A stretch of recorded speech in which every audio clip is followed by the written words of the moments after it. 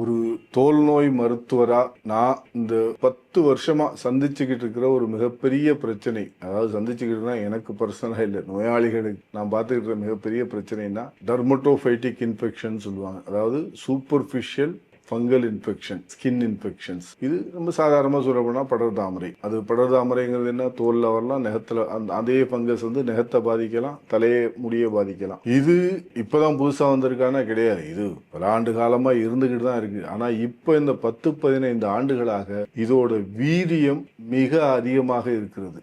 என்ன காரணம்? அந்த ஃபங்கஸ்லையும் சில மாற்றங்கள் வந்து கொண்டு இருக்கு. புது புது ஃபங்கஸ், அந்த கேட்டகரியில புது ஃபங்கஸ் கண்டுபிடிச்சிக்கிட்டு இருக்காங்க. சிலது நம்ம மருந்துங்க பயன்படுத்துறதுனால மாற்றம் வந்துகிட்டு இருக்கு. ஆனா இது எல்லாத்த விட முக்கியமான 2-3 காரணங்கள் இருக்கு. ஒண்ணு, இது வர்றதுக்கான காரணம் என்ன? ஈரம். ஏதோ ஒரு விதத்துல ஈரம். அது வேர்வையா இருக்கலாம், குளிச்சுட்டு துடைக்காம இருக்கலாம், ஈர துணிகளை பயன்படுத்தினா இருக்கலாம். இந்த மாதிரி காரணத்துங்களால வர்றது. அதுக்கு முறையா வைத்தியம் பார்த்துக்கிட்டா ரொம்ப ஒரு அதிகபட்சம் 1 மாத காலத்தில் கம்ப்ளீட்டா சரி பண்ணிடலாம். அதை முற்றிலுமாக சரி செய்து விட முடியும். இதுல எங்க ப்ராப்ளம் வருது?